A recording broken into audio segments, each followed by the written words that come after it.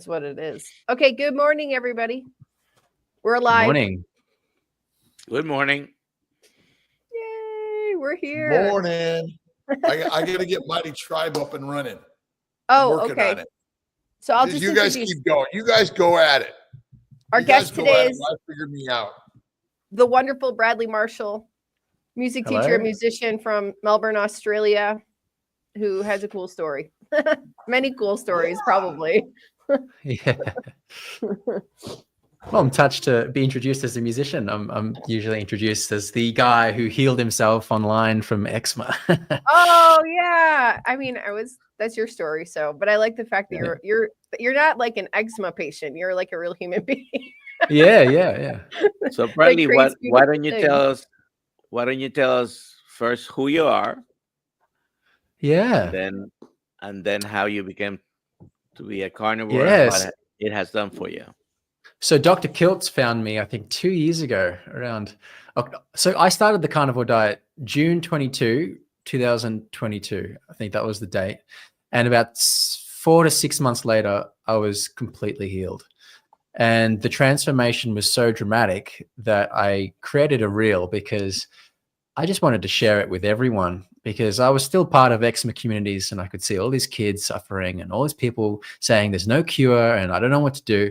So I was saying, look, this is how dramatic a transformation you can have on the carnivore diet. I think this is worth sharing. So that's exactly what I did. I made a reel, and I think, well, Dr. Kiltz was one of the first people to find that reel, and he reacted to it. It was a video of him like just in awe, or like just in shock of the sheer pain I was in, and then the transformation. And he shared it and he reposted it, and from there I just kept gaining traction, and now I've reached over about 7 million people, and it's been crazy. I've amounted 65k followers on Instagram, and so my story has really resonated with a lot of people around the world. And it's a simple story at its core, and it's really the fact that for 26 years, I was just under the wing of Western medicine, and I was just using steroid creams, and the doctors were asking me to use Dupixent, and it just kept on getting progressively worse and worse. And it just came to a point where, well, I was suffering from topical steroid withdrawal, and I just decided I don't want to take more Dupixent. I don't want to take more medication when this is not fixing the root cause. You know, people told me quite a long time in the past that it all starts from the gut, but I never really truly entertained that idea until I found the carnivore diet. And then someone in the gym just came up to me and said, you know, I had eczema too. You really need to try this diet. You need to heal yourself from the gut. That's how you're going to heal yourself. You need to just reset your gut, and then your body can repair itself. So that's what I did. And then literally 3 to 4 months later, I was completely healed, and I've just been sharing the story since. How many dermatologists did you see? How many dermatologists? Well, I saw many growing up. I mean, there's pictures of me when I was a little kid, like 3 months old, and there was already eczema all over my body. So these are some of the reels. This is my Instagram page. Yeah, I was trying to show some pictures so people. Yeah, so you can see the before and after. Yeah, so even though it's really, kind of hard to look at. Yeah, it's very dramatic. Hey, it's really How dramatic. many of them ever talked to you about what you ate or didn't eat, and anyone ever had any suggestions about? Yeah, I mean, when I was 13, I remember going into the doctor's office and I was asking the doctor, because I knew that every time I had McDonald's, I would feel really itchy and I'd feel terrible. So I asked the doctors, is there a relationship between eating McDonald's and getting eczema? And the doctor just said, no, there's no clinical proof of that. I think it's just psychological. So I already started to feel like I was being gaslit back then, but I didn't really take, most of my life I was eating quite healthy. Like I already knew from 13 that eating junk food was exacerbating my eczema. So since a child, I was like, from teenage onwards, I wasn't eating like processed foods at all. It was mostly healthy foods. I was eating like a standard diet with broccoli, rice, a bit of chicken, like red meat. I wouldn't eat as often because my parents were kind of indoctrinated thinking that if you eat too much red meat, you get cancer, which obviously isn't the case. I found Paul Saladino's book, The Carnivore Code, which is what inspired me to really dive into the carnivore diet, because at the time I was really concerned about dying of atherosclerosis or heart disease or cancer or getting gout or all of these problems associated with excess meat consumption. But all of those, and even on Dr. Kiltz's website, and all of those pages are super helpful.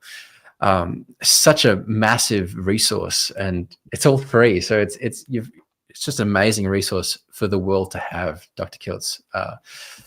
So it just calms any of your concerns is just evaporated once you read resources like that, or also the book I was reading, The Carnivore Code. And I quickly understood that this is like, so my parents used to feed me a standard diet. And so they were not feeding me meat as much because they were under the impression that it causes cancer. But I was eating mostly healthy, like chicken, rice, broccoli. And it was only until later on that I realized that, vegetables, as healthy as they are, as they're deemed, it might actually be a problem because of the plant toxins inside vegetables. And it makes a lot of sense, because I was already allergic to nuts and beans growing up as a kid. And in Paul Saladino's book, he has this spectrum called the plant toxicity spectrum, where he says, fruit, because now obviously Dr. Paul Saladino has actually transitioned to eating fruit. And I'll get to that as well, but I eat a bit of fruit nowadays too. But it's because I'm not trying to be exclusively carnivore. I'm just trying to do what works for me. And I found that I had a bit of cramping, just pure carnivore alone. But, there's a lot of people online, like Professor Bart Kay, who I met in October last year. And he said, and Anthony Shafee as well. Professor Bart Kay, actually, I was watching a video of his today, and he says he's not exclusively, he actually eats a little bit of fruit too. But, Anthony Shafee eats full meat. Anyway, I digress. But the problem in Paul Saladino's book, he was actually saying that there's a plant toxicity spectrum.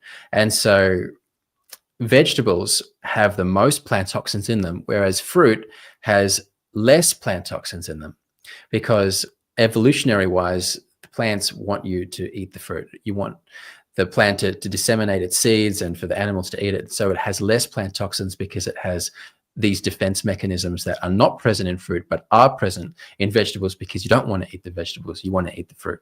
So given that, I didn't understand that obviously as a kid. So I just thought, I was told, like everyone else is told, that vegetables are good for you, eat your greens.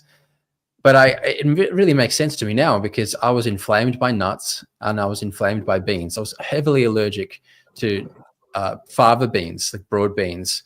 In fact, I've got this condition called G6PD deficiency, which means if I eat broad beans, I actually, urinate blood.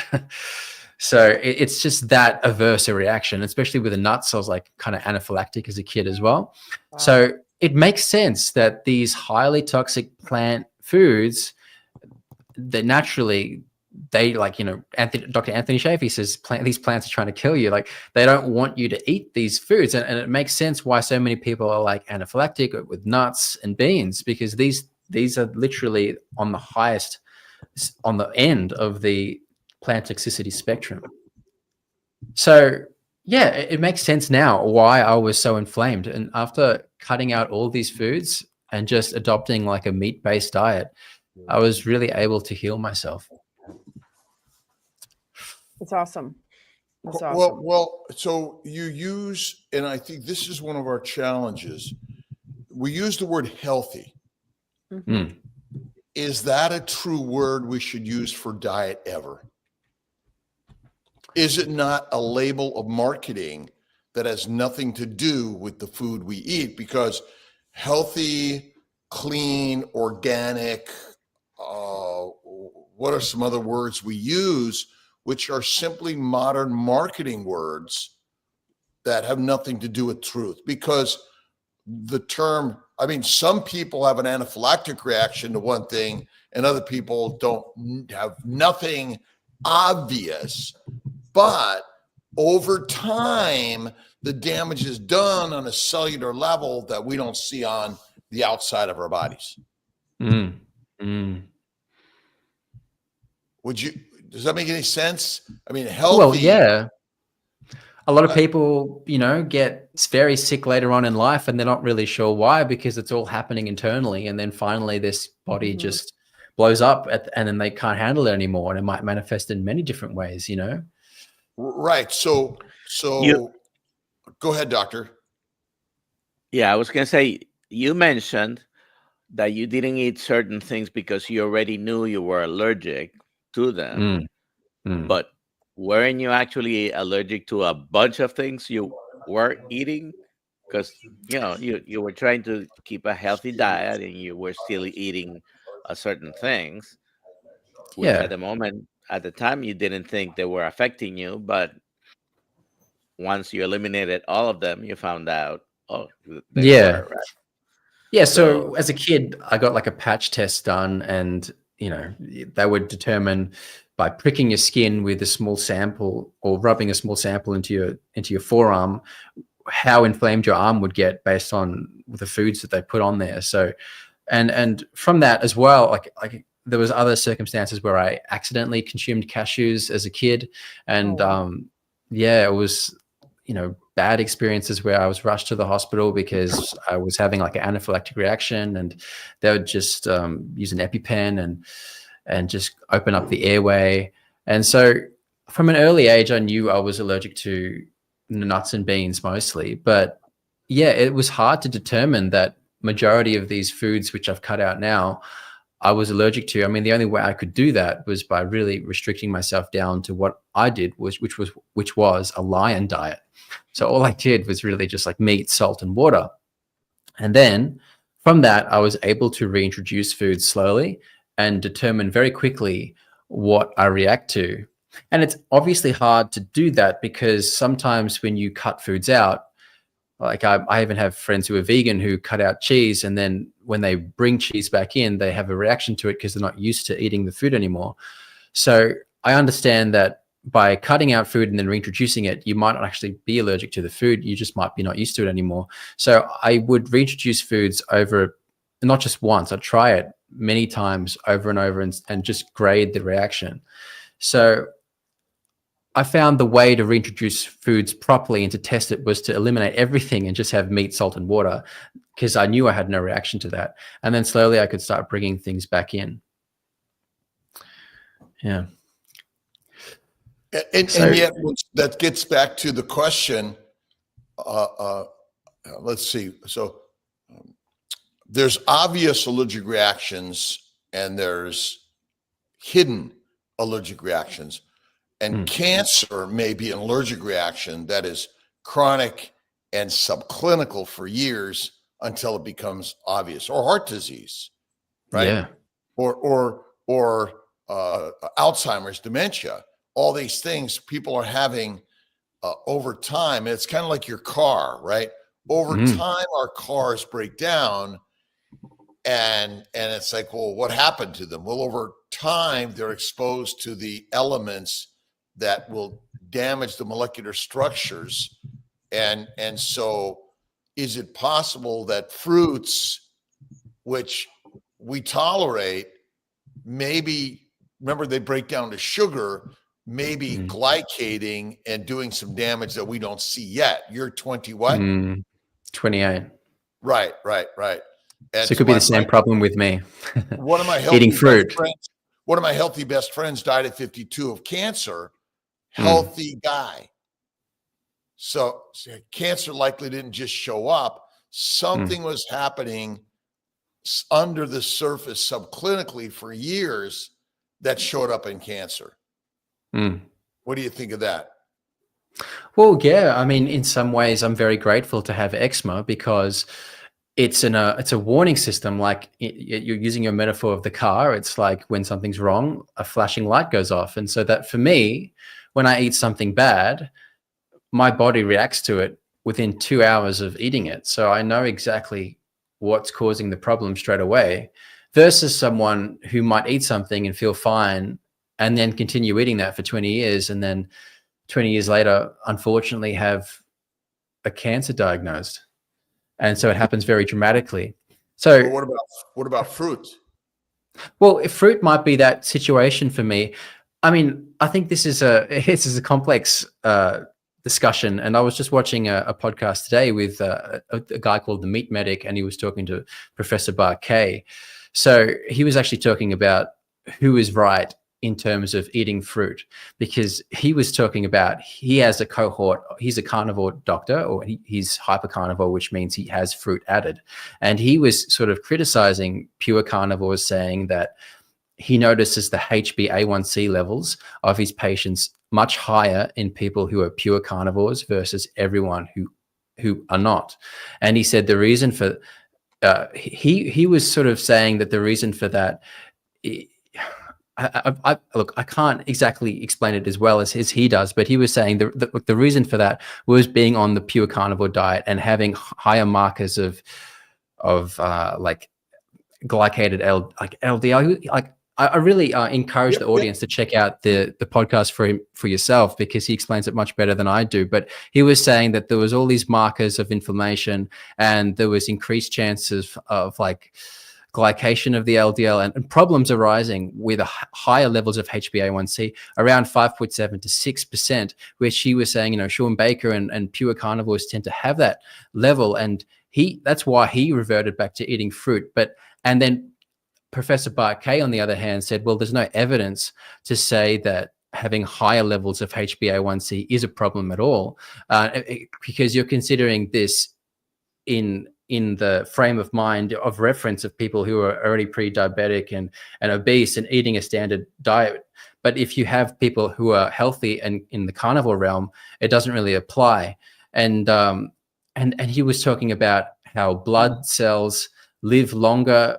There was studies that he pulled up saying that blood cells die faster when you're like pre-diabetic or glycate fast. Yeah. Sorry, yeah. I'm not a doctor. No, that's good. That's good. But he was saying that the blood cells last longer, and I'm paraphrasing, and it's probably very poor of me, but they last longer. And this was his. I encourage everyone to watch the discussion. But he was saying, I always ask the question: does it make sense? For me, the reason why I chose to have fruit is because I was having the same problems that Paul Saladino was having. For example, I had these major cramps, and to me, fruit makes sense because I consider my genetic ancestry, and I'm half Filipino, half Australian. So on my mother's side, Dr. Ken Berry says the world we live in, where fruit's available 24/7, is an artificial world, where there's no possible place where fruit is available 24/7. But in the Philippines, it is available 24/7. And so I think if you're from maybe a European country where it's not available and it's only seasonal, then maybe it's okay to have it seasonally and kind of replicate what human evolution has, how we've survived for 2 million years as humans. But if you've got genetic ancestry like mine, where I'm from a seasonal, very humid place where fruit is constantly available, then maybe it's in my genetic ancestry to eat more fruit. And this is just my hypothesis. This is not something that, this is my opinion, Well, but it worked for me, is what I'm saying. So let's just take smoking and red wine. Does it make people feel better? Yeah, smoking probably, and I don't smoke or drink, but yeah. I always say be careful about I feel better, because we do a lot of things that make us feel better, but that's where the underlying, under the surface things get us eventually. And so we rationalize a lot in all of our lives. This is just a conversation about it is eating. So So is eating fruit or vegetables, okay? So many people live a long time on a vegan vegetarian diet, don't they? Correct? Yeah. Well, So, that's what they, it's well, people say that they heal themselves on a vegan diet, but you really don't know, because people higher iron deficiency, all these problems that arise. But we're in the carnivore space, and we're telling a similar story about how we feel, and ultimately we are omnivores, which we're capable of eating both animals and plants. And I'm confused about hypercarnivore or animal based. I don't even know what those mean. Right? You know, I mean, an animal based eater sounds to me they're eating animals, correct? Right? A plant based eater eats plants. I like herbivores, omnivores, and carnivores. We know what those three things are, right? But I'm not arguing. I'm just throwing out conversation. Ultimately, I know that I felt better smoking cigarettes than without cigarettes. I'll join that club. So, or I felt better on fruit than without fruit. Yeah, I mean, just to clarify, then, like in my defense, I guess. Oh, no, I'm not.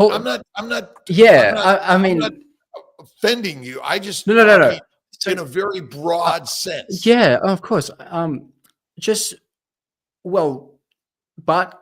Barkay was criticizing Paul Saladino when he said he had cramps, saying he was not eating enough meat potentially, or eating too much organ meats, and so he was not allowing his body to undergo gluconeogenesis, like creating its own glucose in his body. And so that's what I did. I actually was eating 8 steaks a day, and it was very expensive.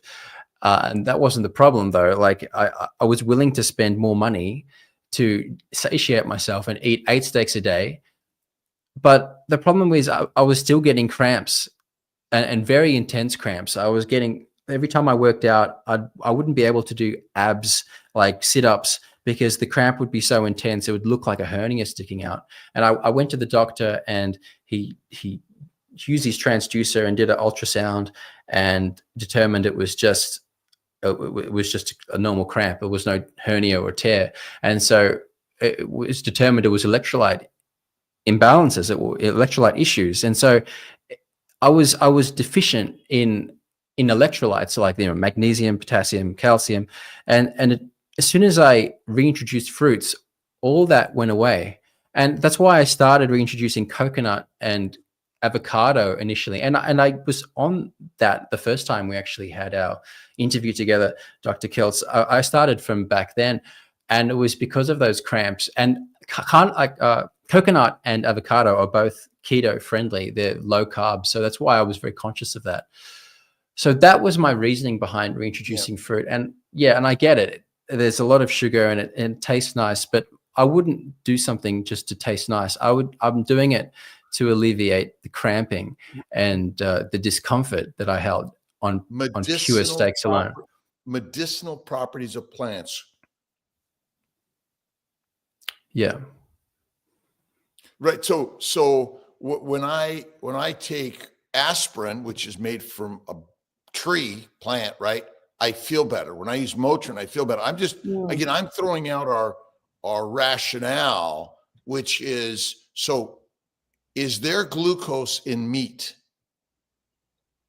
Well, apparently when it's freshly killed, there is a high concentration of glucose. No, there's glucose in every cell of every organism, the glycocalyx. Yeah. So I just think our science, and again, we're just having a conversation, which this is what, again, I think we feel better because there may be some medicinal properties of the things we consume, because plants contain chemicals that offer either good or bad. And I think that's where a lot of it, but gluconeogenesis, I mean, and maybe Dr. Nelson could clarify this. Do you know anyone that is hypoglycemic without taking a hypoglycemic agent?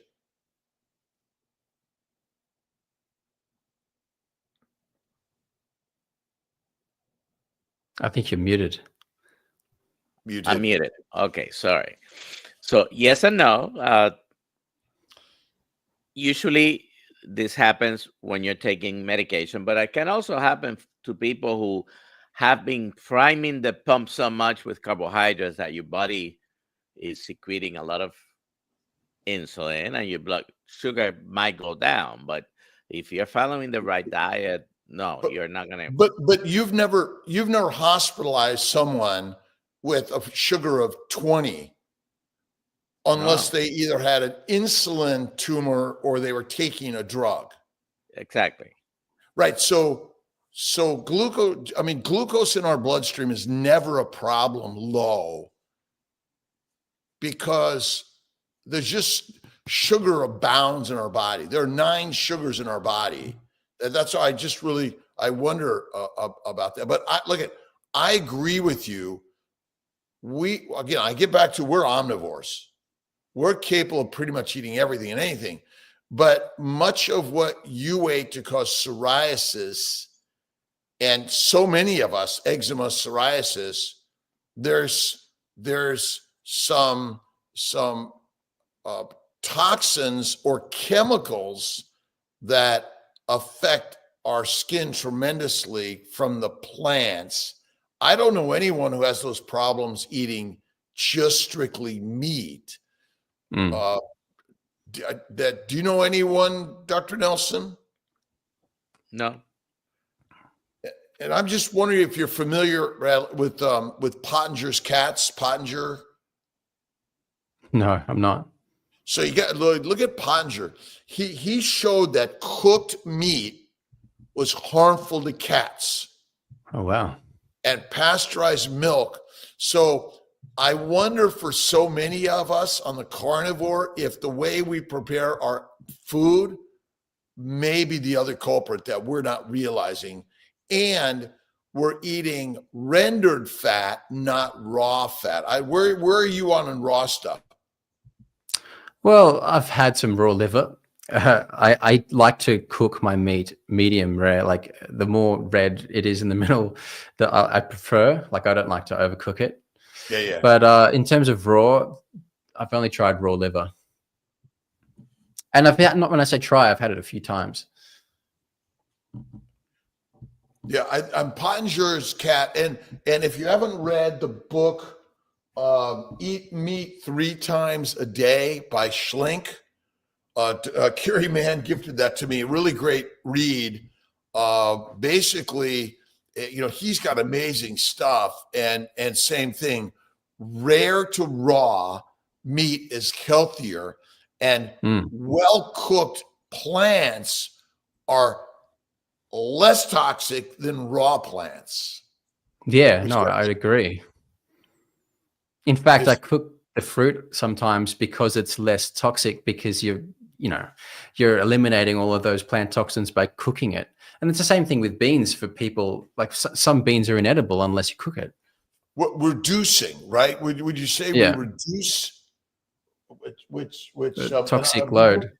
Did we ever, Alia? Did we ever get Noah Whiteman's stuff published? Did we ever get Noah Whiteman's interview? Maybe we just never got it done. We did an interview with Noah Whiteman. Oh, nice. Delicious poisons. And this is plants, I'm guessing. Yeah. And actually some bugs too.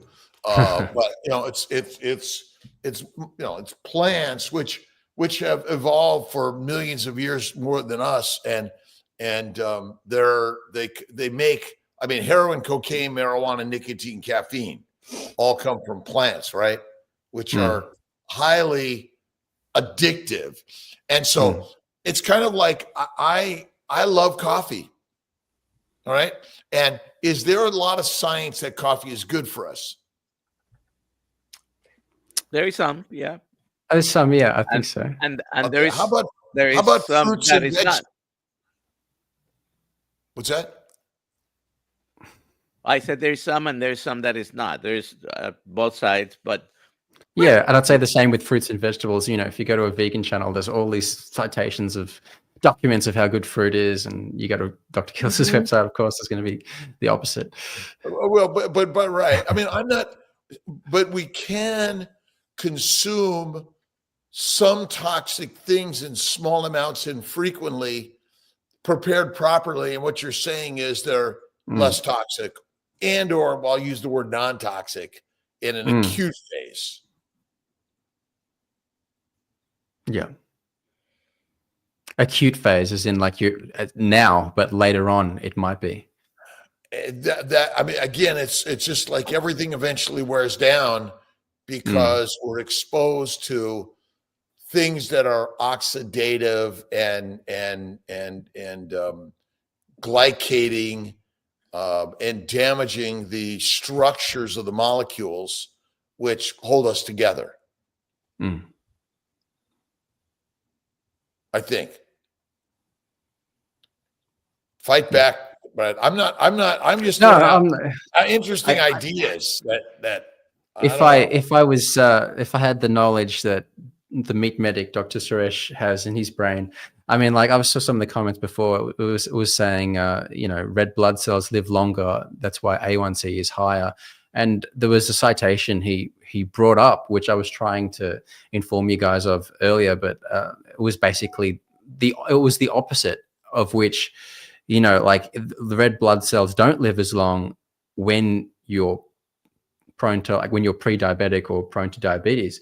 And so, or am I wrong for saying that? Or? Well, no, you're just repeating, and I mean, you're quoting other people who have that theory. Yeah. Let me say my theory, and if I'm ever proven to be wrong, I can accept that. But ask your wife.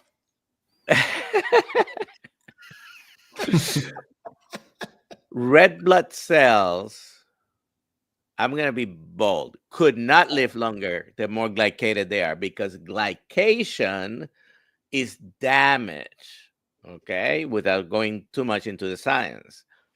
So why would higher levels of glycated RBCs live longer? I don't think so. I think that theory is wrong, and there is no proof for that. There is no proof for the opposite either. I think we're in an area that, trying to determine why some people will have higher hemoglobin A1Cs than they expect when they're trying to be strict carnivores.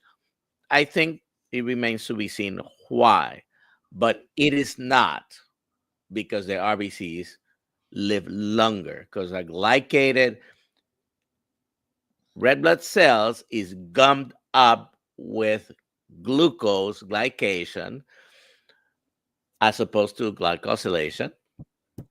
And I don't think that would make them live longer. So that's not, in my mind, the explanation, but I don't have an alternative explanation for it either. So it remains to be seen. I also believe a lot of people, if they're metabolically healthy, and this happens a lot in this space, in your case, for example, you got better from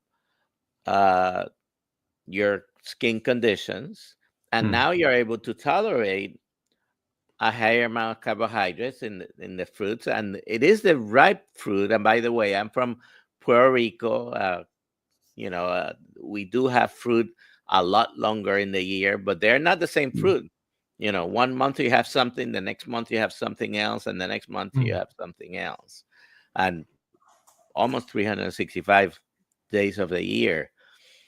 I still cannot consume heavy amounts of fruit because I'll be dead from blood sugar being too high.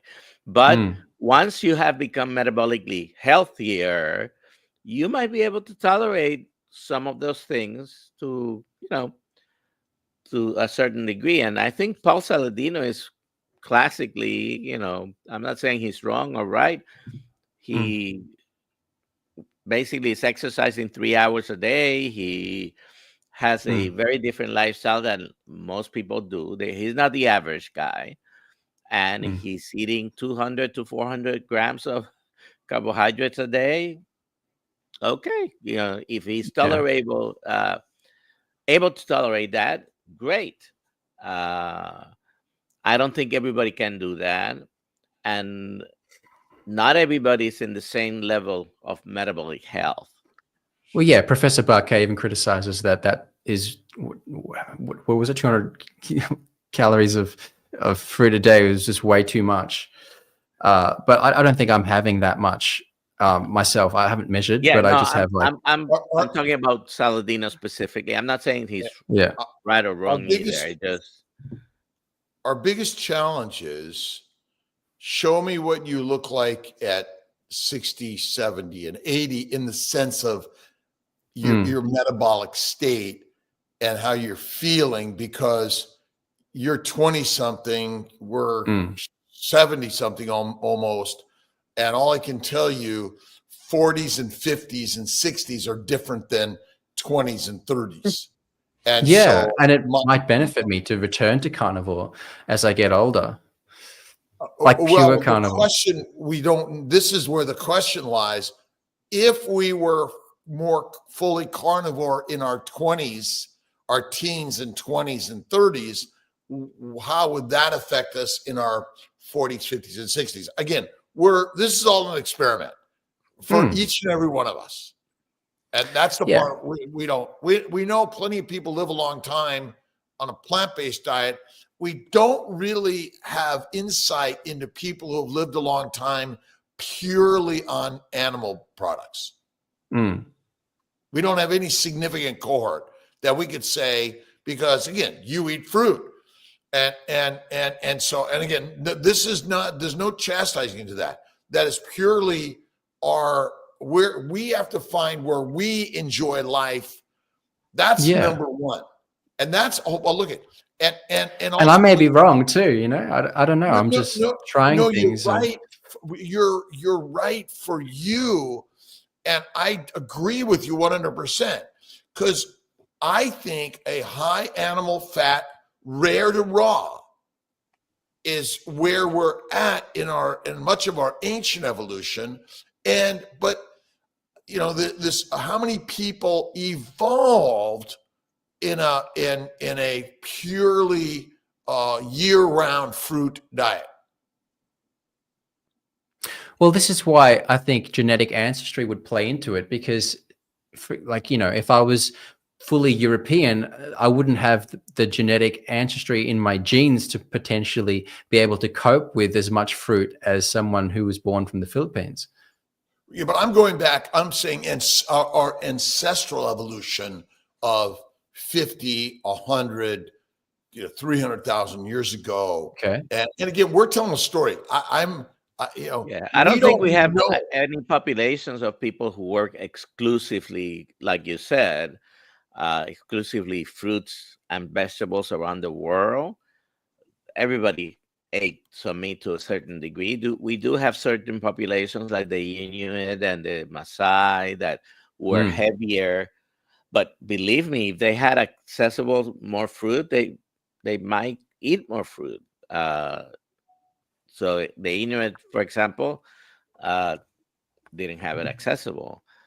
But what happens to the Inuit in a access now to, and this is talking about recent evolution.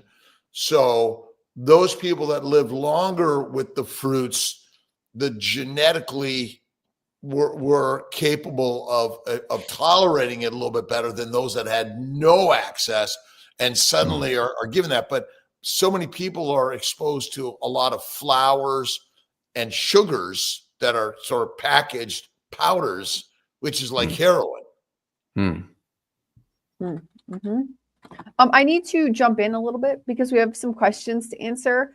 Well, get this one real quick, Dr. Nelson. People are stressing in the chat about what you're talking about. They need solutions. About the A1C? Yeah, they need solutions. Well, I recommend that podcast I was talking about like Suresh versus Dr. Professor Barkay. They go head to head, and it's really entertaining. I can link it. Actually, I triggered that debate because the last time I was doing a speech in October for this carnivore event. I didn't want to bring up the A1C myself because I don't have the credentials to. So I interviewed Dr. Suresh and had a clip of him talking about it. And it actually, I didn't mean to incite anything, but I think I ruffled a few feathers, but purely because I wanted to be honest that I'm not pure carnivore. I'm adjacent to carnivore, and that's like Paul Saladino eating a bit of fruit. Well, but ultimately we do it. Remember, pain. So I always push through pain. Eventually it either goes away because we die or we overcome it. And so much of what we do is because we find, again, back to it makes me feel better or I enjoy it. But we talk about science like it's truth and fact, which it's not. It's a story.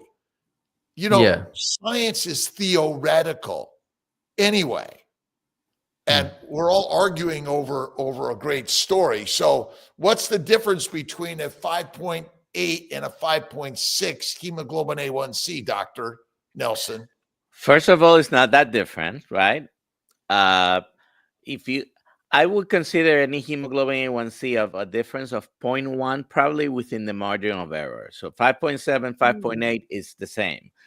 But 5.6, 5.8 might be just very close to almost the same anyways. And if you want to be specific, we're talking every 0.1 is about 3 points of average glucose.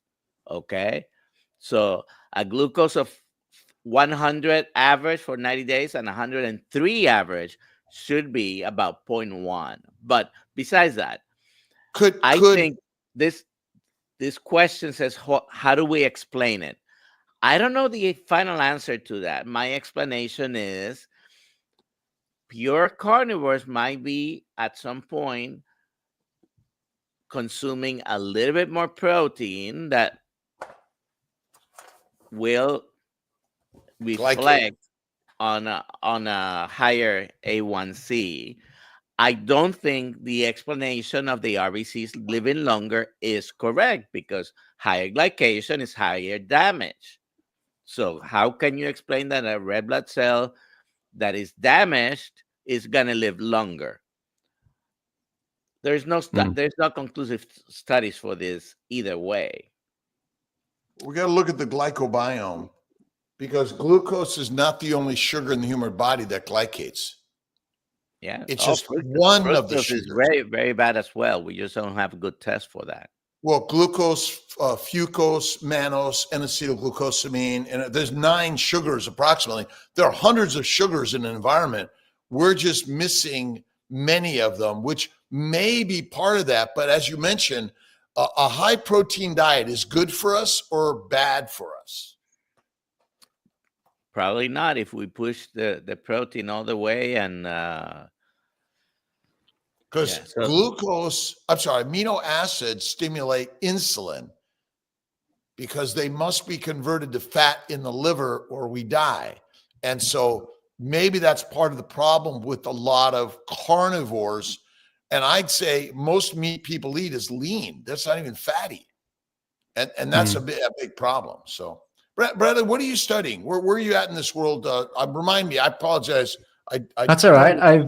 So the first degree I did was actually a Bachelor of Science, but I majored in like an applied mathematics, so kind of like a mechanical engineering adjacent degree.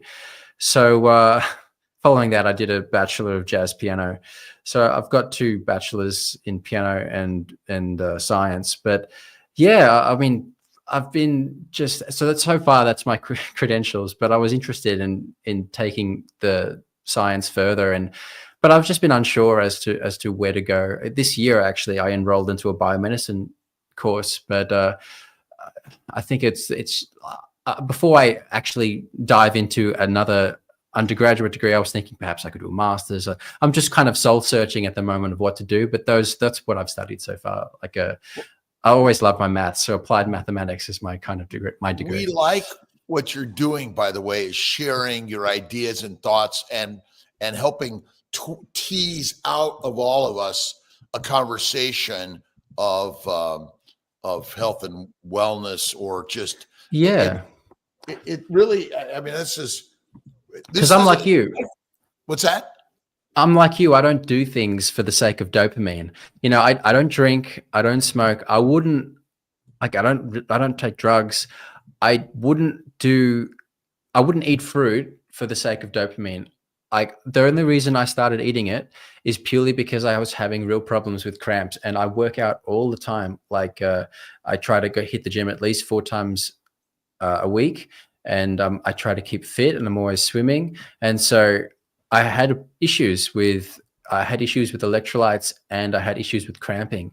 And so they went away quite fast as soon as I returned fruit to my diet. And I was taking Professor Bart Kay's suggestions as increase your meat intake and decrease the amount of organs, because that was his criticism on Paul Saladino.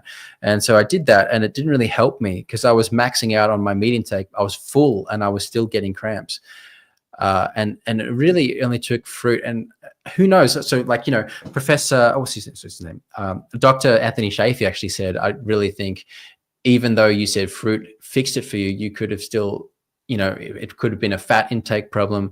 You could have just been maybe not enough salt, or he gave a few solutions. So he might be right. And so it might not be the answer is to eat fruit, but for me, I just found that by incorporating fruit, not only did it rectify that problem, but it also, my body can tolerate it, and that might be detrimental for me in the future.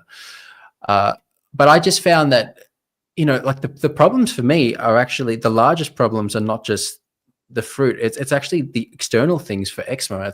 It's like the chlorine in the water is just huge problem. Like, I have to get a chlorine filter, and honestly, I'm so grateful that I live 10 minutes away from the beach, because I can just go there. And you know when you wash yourself in a natural stream or a river, you feel great, but you don't feel like you need to moisturize after.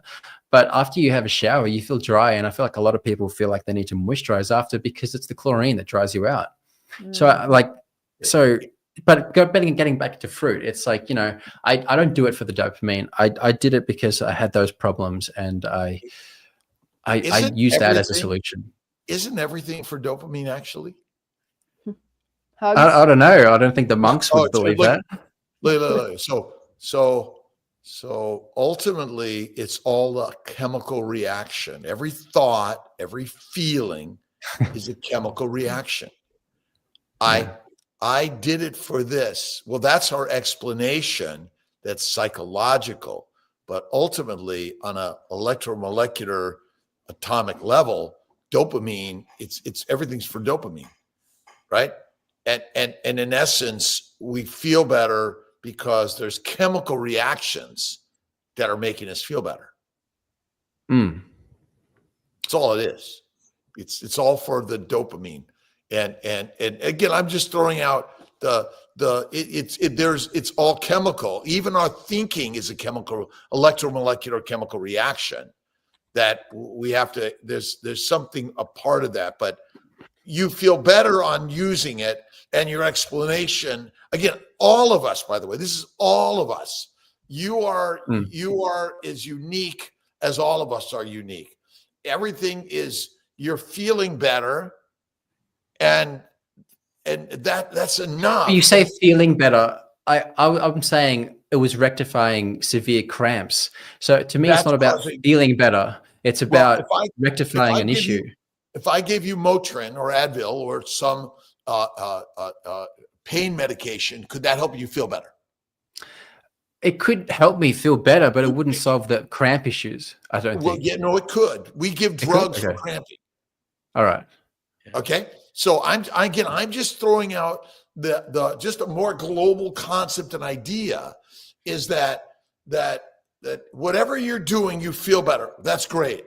On a level of what it may be doing is it's, you know, again, people do so many things that make us feel better. The exact cause and effect sometimes is sort of Could be a mystery. That's all. And whether it's electrolytes, what causes cramping, again, I had calcific tendonitis 3 years ago. I've been great for years. Why did I get it? I don't know. I got it. And so, but I think the dopamine and epinephrine and cortisol and all these chemicals are kind of all working in the background for all of us. That's all. I find it fascinating. We need to answer some questions quickly. But I just want to say for Bradley, the leg cramping finally went away. Maybe I'm not as active as you. I don't go to the gym, but it did eventually go away for me. And Luis is saying the same thing. He had lots of cramps for 2 years, and then it just stopped. I don't know. Just as a. But I do not believe that small amounts of fruit that are ripe are a killer in general. Just to answer that question, there's like a goat's milk. Oh, sorry. Organic soap that I use. I don't. And sometimes if you're gonna have fruit anything. ripe from the tree, is a lot better than picked green and artificially ripened. Yeah, I mean, I haven't measured how many grams, but I mean, I have like maybe a bunch of grapes and maybe half a watermelon, like a piece of watermelon. Like that would be as much fruit as I'd have. But mainly, for breakfast, I just have some eggs and steak. So like, I'm mainly carnivore, but I just have fruit added to that. No, I didn't like the idea of supplementing with, I understand people do that. Like Michaela Peterson supplements calcium, potassium, magnesium, but I wanted to do it as natural as I could. Which is the best. Yeah. We think. So we're talking about this blood work again. I think you've already answered this. What are we supposed to do differently? I'm going to answer this. Stop measuring. Chill out. Stop stressing yourself. Yeah, it's hard to know. I mean, I did an interview with Dr. Suresh, and he put my blood work online on YouTube. I need to do it again for this year, but it was last year.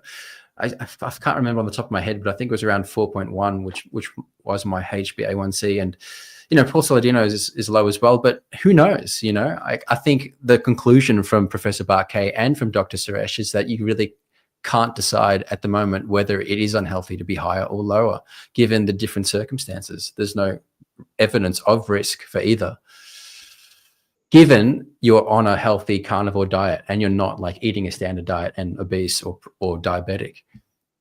Yeah, exactly. I want to say we are a few minutes away from the end of the live stream, so you have a few more seconds to do #healed, and then so you're getting organ meat supplements today as your giveaway, and then tomorrow I'm considering giving away a ticket to the Yuma event. Woo, Yuma meetup. So make sure you're here tomorrow. Let's see here. Next question. All right. From Brian Fly Fisherman Dish. Do we know of any living carnivore that has always only eaten meat once since weaned from milk? I'm guessing the Inuits. Anyone? So always only eaten meat once weaned from milk. I'm trying to understand the question. Like, do we know anyone in existence? Baby on a breast to meat off the bone. Only, and not ever eating anything else. Yeah, well, I guess you'd have to look at the Inuits, but I don't know that that's true all year round, always. At least in our last 100 years to 200 years of observation, right? Yeah. Maybe a lion. Well, even a lion, they eat the GI tract. They're going to get some plants in those herbivores, aren't they? Yeah. And my cat likes to chew on grass, so maybe lions do that too. Yeah, but they don't eat. They don't actively eat it. Oh, okay, They're not having like a fruit with their meat. or grass. You know, again, it just we don't really have that very well. You know, we see a lot of people that focus on meat and heal a lot of things, and obviously what Bradley's doing is helped tremendously. So exactly. Josephine C asks, is milk really good for bones? Well, it has calcium, but it is all sort of a marketing fortified thing, because yes, calcium is the most important mineral. There are many minerals in bones, and calcium is probably the most abundant. It's important. I'm not saying it's not important. Well, But what are bones made of? They're made out of protein. Glycoproteins. And glycoproteins. And the most important mineral is calcium. But, you know. Is it? I just throwing out the question. That's what we say. Yeah. That's back to marketing. And then Kathy asked, what about raw milk? And I just answered in the chat. I love raw milk. It's so sweet. So is milk allowed on the carnivore diet? Because I know Paul Saladino advocates for it, raw milk. But would you say it's very sugary to eat milk? Well, I mean, technically, again, milk from a breast. What is milk for? Drink milk. Milk from a breast is for a baby. After that, really, you know, what other animal continues drinking milk throughout its lifetime? Because I don't drink milk, but if raw milk was available in Australia, I would potentially try it. Yeah, but would you drink it every day and, you know, have 5 glasses a day? I don't know. I'd have to test it out. I wouldn't probably have 5 glasses. Well, but I would definitely be inclined to try just to see how my body reacts. Well, we can drink it, but ultimately, once again, it's for a baby. And, and we're just trying to sort of say, well, you know, we can drink it. What's the value? We made all sorts of stories like calcium. Yeah. Who's calcium deficient? We're not. We're inflamed and we get glycated, which is oxidative damage, which causes stiffness and damage to the glycoprotein matrix of our cellular structures and organs. And so we've been touting calcium like it's the big healer when in fact it may not be. We do love milk, but we love fruit too, right? Yeah. Do you know, can I ask you a question about, you know, Professor Barkay talks about the Randall cycle, and he talks about if you combine fruit and meat, that's the problem because, well, the cell becomes replete with either fat or glucose. And so you can't have both. And so once your cells replete with fat, then glucose is locked out. And that's what tends to float around the bloodstream and increase the risk of pre-diabetes with people who eat fruit. Makes no sense. It makes no sense. You reckon so? That's Professor Barkay's proposition. Okay. So that's out. Remember, we're taking a system that's not working in separation. So do you know anyone who has a 0 glucose walking around? Well, this professor, Dr. Anthony Shafee says you have to have 5, like any more than 5 grams of glucose or sugar in the bloodstream is toxic. Well, no, because, okay, so glucose, what's its function?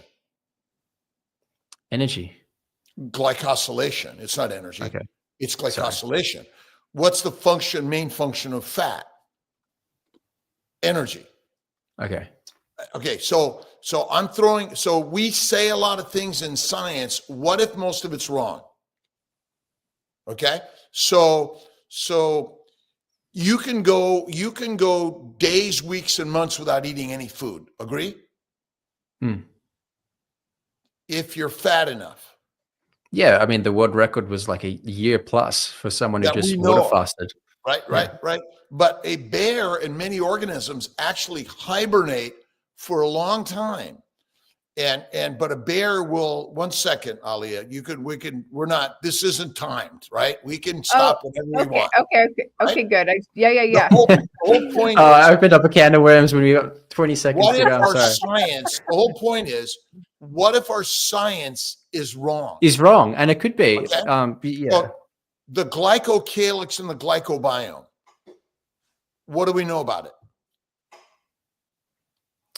I wouldn't know. No, right. But sugars are critical as the barcode of your body. Your blood type's determined by a sugar, and so if the insulin's job is to convert amino acids and sugars in the liver to fat, the liver's job is to convert amino acids and simple sugars via insulin to fat. Without that, you die. So we've created this idea that glucose is your first energy, and then fat you must convert to burning that, correct? Well, he said the opposite. This was actually his argument to not eat fruit, because he says the cell becomes replete with fat, and then all of that extra glucose that you've eaten from fruit just floats around, which then causes pre-diabetes. So he was actually using it as an argument to not eat fruit. Okay, no, you can, because remember, insulin's job is a digestive enzyme. You eat fruit, blood sugar rises, insulin rises, sugar levels fall. Yes, that's right. Okay, so now what happened to the sugar? It was converted in the liver to fat. It was not utilized for energy. So now, but you and I have been convinced to eat 3 meals a day or more, when in fact, 50,000 years ago, what are the odds that you did that? You probably didn't. You probably just had one meal because you hunted the whole day. So now take everything out of our current modern world and recognize that if you have no insulin, there's no shots, and you have no insulin, will you live long? Well, if you had diabetes, I'd assume not. Type 1 diabetes. Okay, so now if you ate adipose tissue, raw fat, could you overcome that problem? Potentially. You can. Who eats raw fat on a regular basis? Carnivores? Very few people. No, they don't. Okay. They eat rendered fat. All right. I eat tallow quite often, actually. That's rendered fat. All right. That's been cooked. Yeah. So that's not good for us. Oh, it's not good for you. It's not. Look at Pottinger's cats. It's been cooked. When you cook something, you change its molecular structure and you damage it. Really? Wow. Correct. So for the majority of your evolution, did you eat cooked food, cooked meat, or raw meat? Raw meat. 100%. Well, maybe on the fire, but not tallow. The majority of your evolution as a pre-human human, you did not cook food. What other organism cooks food? No, none. None. The only food that values for cooking is actually plants. Now I simplify them and I reduce their toxicity. I make them more available for my body to use as energy. Now remember, the energy must be converted to fat in the liver or you die, because if you're severely anorexic, what's your odds of survival? Slim. So the Randall cycle is a great theoretical concept, but it actually is wrong in the sense because there's no fat and sugar working. The sugars are always in our body, and so is fat. So when you say, well, fat's more important or sugar's more important, we're telling a story that may not be as true as we think it is, if that makes any sense. Okay. Yeah. Okay. That's all. Because people were saying, you should eat meat and then eat fruit later because you don't want to combine them and the Randall cycle will be disrupted. But, even Professor Bart Kay was saying it's nonsense because they're all surrounding each other all the time, and it would take days for them to not even be in conjunction. is there sugar in meat? Yeah, there is. As you said Every earlier. cell of every organism contains amino acids, simple sugars, and fatty acids. So when you eat meat, you eat sugar. Mm. And very few people know about the glycocalyx and the glycobiome. It's more important than anything you and I have been talking about. Mm. And without it, we're dead. We don't exist. All right. What did Amy say? What was Amy's comment? Oh, Something she about said- raw meat being deadly. raw meat's deadly. No, she said. Oh, I have. Oh, Amber Hearn. Well, but again, where did you get your meat? Oh yeah. Again, I mean, most food you buy at the market, I mean, that's not us hunting and gathering. That's a whole nother environment. But so, all right. Bradley, you're amazing. Thank you so much. Yeah, it's been a pleasure to talk with you guys. All right, what's the gift today? Who's the winner? The gift is liver supplements or organ meat supplements from Kiltz Health. Can you, Dr. Kiltz, can you just answer this one pregnancy question? She's 6 weeks pregnant. My TSH is 1.5. Is that okay? Basically, she says she's nervous. She's going for a what? 5.1? Yeah. 5.1. Check a T3, T4. Check it. Those numbers, and then it's a better one. But it's a screening test that says, hey, something may be amiss. Check the others, and then you'll know more. Okay, great. Who's the winner? The winner is. Who's the winner? Who's the winner? Let's see. The winner is going to be.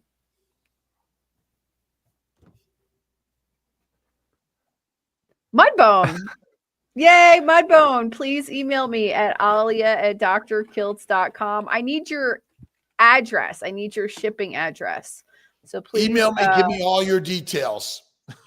Right. Yeah, give me all your details. Social Bradley, security number, credit cards. How do people find you, my brother? Well, you can find me on YouTube, but mostly my following's on Instagram. I'm on all platforms, Facebook, YouTube, TikTok, but Instagram is where I went viral. So that's where you can find me. What's your handle there on Instagram? Bradley Marshall Official. So Bradley, Marshall Official. The real Dr. Nelson Vasquez. Ooh, we'll see you in Melbourne. Yeah, I'll see you in Melbourne. At the Carnivore? At the Carnivore event. Live. Yeah. Nice. There you go. See you then. Looking forward to it. Okay, well, I'm going to hit end live stream. I'm hitting end.